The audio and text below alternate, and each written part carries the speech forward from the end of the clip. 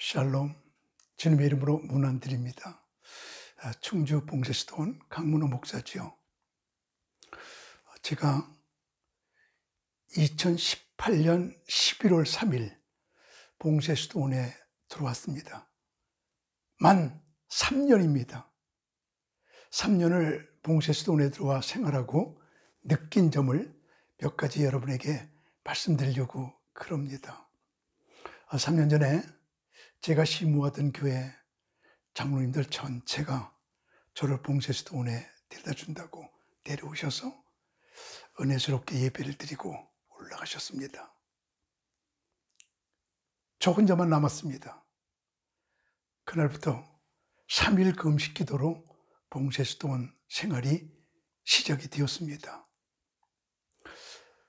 3년 동안 참 봉쇄수도원 원칙 5가지 경우만 나가라. 첫째, 병원에 갈 때.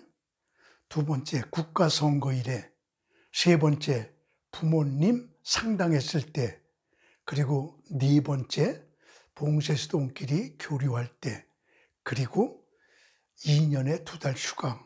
이렇게 5가지 경우만 나가는 것이 봉쇄수도원의 원칙이에요. 하나님께서 제게 은퇴 후에 봉쇄수도원을 세워서 어디 다니지 말고 계속 기도만 하고 하나님하고만 같이 살자는 명령이 떨어졌습니다. 저는 목사 아들로 태어나서 수도원이 뭔지 몰랐죠. 그래서 미친 듯이 수도원 공부를 했죠.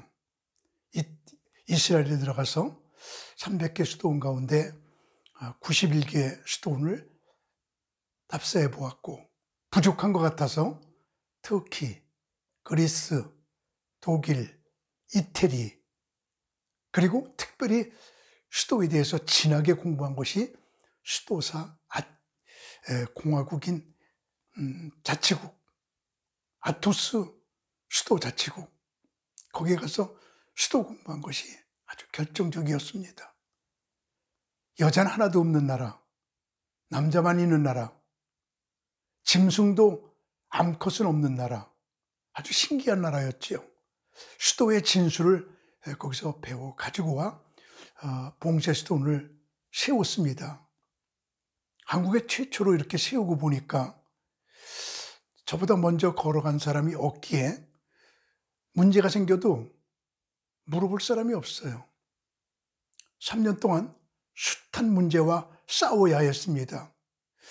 첫째 문제는 아내 문제예요. 시골 생활에 익숙하지 못한 아내가 눈길에 넘어져 다리가 부러져 병원에 입원했습니다. 나가지 않았습니다. 참 아내와의 갈등. 아버지가 95세인데 설이면 가서 세배 드려야 되는데 제가 못 가니까 아버지께서 오세요.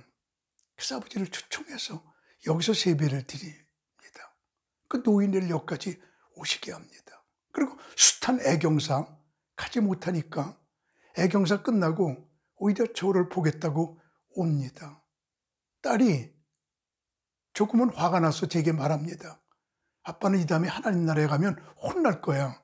왜? 자기 혼자 편하려고 많은 사람들을 귀찮게 하니까. 애경사를 제가 찾아가는 것이 아니라 그들이 옵니다.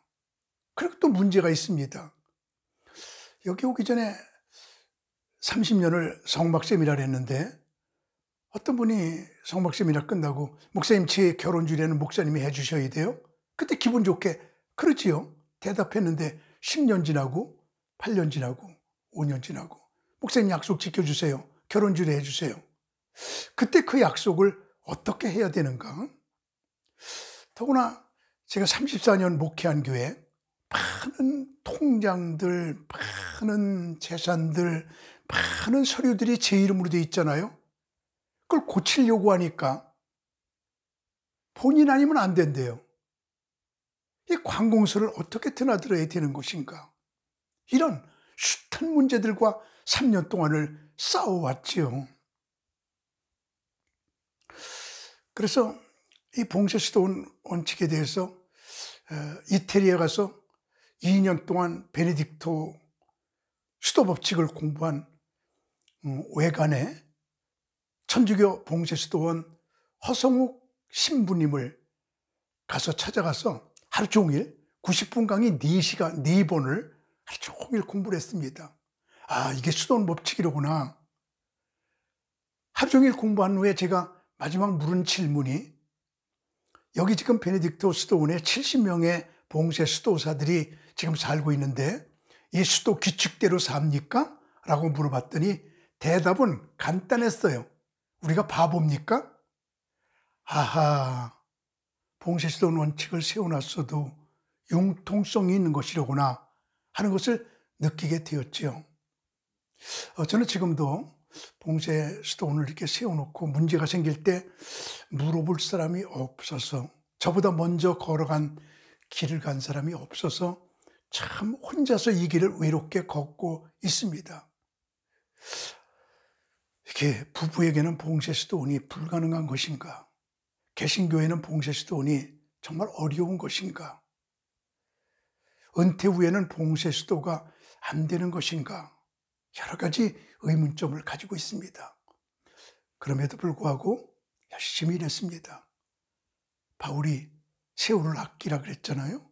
이거는 은퇴 후의 목사님들을 위해서, 이제 하늘나라에 갈 날이 얼마 안 남았으니까, 젊은 사람들은 시간이 많으니까 좀 안 아껴도 되는지 모르지만 이제는 나이 먹은 사람들은 세월을 아껴라. 그래서 조금이라도 시간을 아끼기 위하여 여기 온 일에 새벽 4시에 일어나 그때부터 열심히 기도하고 열심히 책을 쓰고 시간을 낭비하지 않기 위해서 일하다 보니까 소책자 출판한 것만 300권이 조금 넘었습니다. 일주일에 2권 정도씩을 저술해서 출판해 낸 것이지요. 그리고 수도학교를 통하여 앞으로 수도의 영성을 가지고 수도원을 개척하고 수도사로 살 분들 4기에 걸쳐서 31명을 졸업시킨 것도 저에게는 보람입니다. 그리고 금요일마다 목사님들과 같이 성경 공부를 깊이 하다 보니까 9명으로 시작했는데 지금은 5, 60명 정도 목사님들이 모여서 매주 3년째 공부하고 있는 중에 있습니다. 그리고 성막 세미나, 마지막 때 세미나, 성전 세미나, 신부단장 세미나, 수도원 영성 세미나, 아토스 영성 세미나 등등 많은 세미나를 계속 하고 있습니다. 특별히 한 달에 3일은 11조로 하나님께 시간을 드리자. 그래서 한 달에 3일씩은 꼭 금식을 했습니다. 그러다 보니까 처음에는 혼자 했는데 지금은 같이 하자고 하는 분들이 한두 분 늘어나더니 지금은 매달 마지막 주 지난 주간에 3일 금식 기도를 하는데 지금은 20여 명 모일 때도 있습니다. 그래서 같이 하나님께 맹렬히 기도하다 보니 영육이 아주 건강해지는 것을 느끼게 합니다. 한 송이 국화꽃을 피우기 위하여 서쪽새는 봄부터 그렇게 울었나 봅니다. 온 길은 천리지만 갈 길은 말립니다. 나는 지금 살아가는 것이 아니라 죽어가는 겁니다. 지금 일하는 것이 아니라 싸우고 있는 겁니다. 숱한 문제를 헤쳐나가며 처음 걸어가는 사람의 발걸음은 중요합니다. 왜냐하면 뒷사람이 그 발자국을 따라서 걷기 때문입니다. 제가 걷는 이 길, 앞으로 수많은 후배들이 따라올 길이라고 생각하여 쓰러졌다 넘어지고 또 가다가 쉬고 싶으면 안 된다. 일어나서 다시 걷고 이러면서 한 걸음 한 걸음 지금 걸어가고 있는 중에 있습니다. 많은 동지들이 필요합니다. 많은 분들이 격려해주고 응원해주고 있지만 하나님께서 함께 하시는 수도원이라는 사실을 느끼면서 어떤 때는 포기하고 싶은 때도 있는데 포기는 배추 세일 때만 쓰시오 라는 말이 생각이 나고 어떤 때는 실패할 것 같은 마음이 드는데 실패는 실 감을 때만 사용하시오 라는 말도 생각나고 흔들리지 않고 피는 꽃은 없다. 1000번 흔들려야 어른이 된다. 많은 분들이 비난하지만 내게 던진 돌로 담을 쌓으며 하나님만 바라보며 나아간다. 거친 파도는 사공을 유능하게 한다. 믿음은 동굴이 아니라 터널이다. 반드시 빠져나갈 것이다. 이런 마음을 가지고 한 걸음 한 걸음 나가고 있습니다. 3년 되었습니다. 이제 어린아이입니다. 위에서 기도해 주시고 격려해 주시고 같이 손잡고 걸어갔으면 좋겠습니다. 빨리 가려면 혼자 가지만 멀리 가려면 같이 가게 되거든요. 여러분들의 도움과 기도를 부탁드립니다.